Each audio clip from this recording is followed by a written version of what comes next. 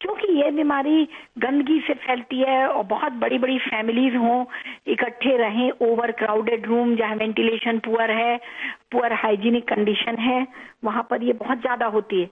और ये शुरुआत होते है, गला खराब होता है, गले में खराश होता है, सोर थ्रोट से। यह बैक्टीरिया से, जिस बैक्टीरिया से होता है उसको beta haemolytic group A Streptococcus कहते हैं। ये स्ट्रेप्टोकोकस नामक बैक्टीरिया गले के अंदर जाता है, खराश करता है और फिर ये हृदय के वाल्व में जाता है और हृदय के वाल्व खराब कर देता है, जिससे कि बच्चे को या किसी को भी, इंडिया में तो बहुत बड़े एज पे भी होता है, बुढ़ों को भी होता है, तो धड़कन होने लगती है, घबराहट होती है, सांस फूलने लग जाता है, सूजन आ जाती है हाथों पैरों मुंह में। जी, बहुत ये जानकारी दी आपने, बहुत अच्छी जानकारी आपने दी हमारे श्रोताओं को। और अब हमें बताइए डॉक्टर कि हृदय रोग महिलाओं में ज्यादा होता है या पुरुषों में ज्यादा होता है? हाँ, ये आपने अच्छा सवाल पूछा। पहले ये जरूर बात सही है कि पहले रिपोर्ट्स जितने थे उनमें दिखाया कि महिलाओं को नहीं होता, ये ज्यादातर पुरुषों में होता है। पर शायद इसकी वजह ये थी कि महिलाएं, क्योंकि लेडी हार्ट की डॉक्टर्स इतनी कम है और इकोकार्डियोग्राफी डॉपलर जैसे अल्ट्रासाउंड होता है, वो सीने का पूरा अल्ट्रासाउंड होता है, इसमें हार्ट दिखाई देता है, ऐसे करने वाले महिलाएं बहुत कम है, महिला डॉक्टर। तो इको डॉपलर कराने से भी हिचकती थी, दिखाने से भी, एक आला से भी एक मर्द डॉक्टर देख नहीं पाता था ठीक से महिला को, तो ये समझा जाता था और रिपोर्ट्स में स्टैटिस्टिक्स आती थी कि महिलाओं में नहीं होते हृदय रोग।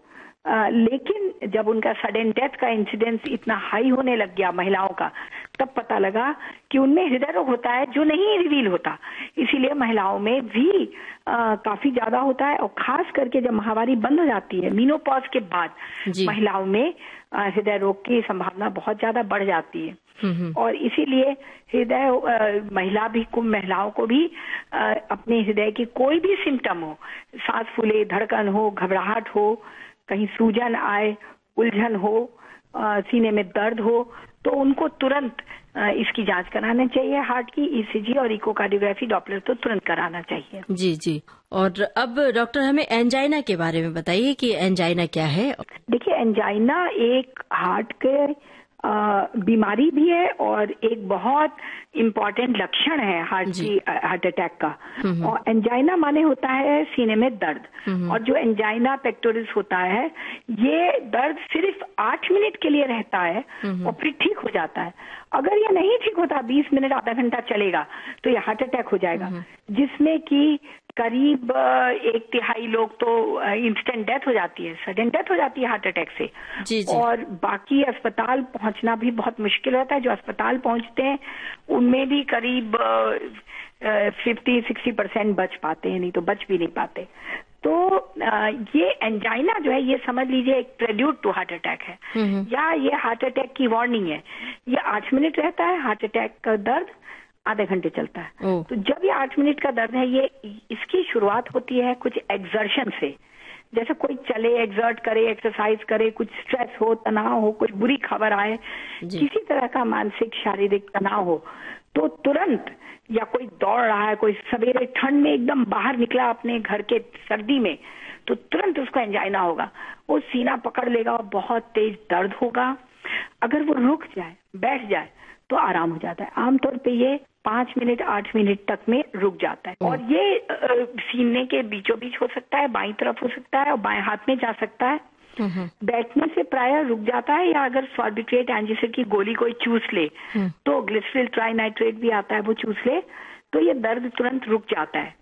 और अगर ये आराम करने से या इस तरह की गोली ग्लिसरॉल ट्राइनाइट्रेट लेने से नहीं रुकता, तो ये बढ़ते बढ़ते हार्ट अटैक हो जाता है और ये दर्द बहुत तेज होता चला जाता है। एंजाइना जो होता है, जो दर्द जो 8 मिनट तक रहता है, इसके और भी रूप हो सकते हैं। कभी कभी तेज दर्द पीठ में जा सकता है, गले में जा सकता है, और लगता है कि गला कोई घोट रहा है। मगर अगर आपको एकदम 1 मिनट के लिए, 1 सेकंड के लिए दर्द हो, जैसे किसी ने चाकू मार दिया, किसी ने करंट लगा दिया, किसी ने छुरी मार दिया, तो वो एंजाइना नहीं है। 1 मिनट से कम, 1-2 मिनट से कम का दर्द एंजाइना नहीं होता। और इस तरह का दर्द जो लगे, कोई जल गया, कुछ कट गया, किसी ने काट दिया, या एक उंगली भर के जगह में हो, 1 सेंटीमीटर के जगह में, तो वो एंजाइना नहीं है, तब वो कुछ और फीलिंग है। तो इतने विस्तार से आपने बताया, हमें उम्मीद है कि हमारे श्रोता इस ओर सजग और सचेत होंगे। इसके बारे में और जानकारी थोड़ी सी आपसे हम चाहते हैं, लेकिन पहले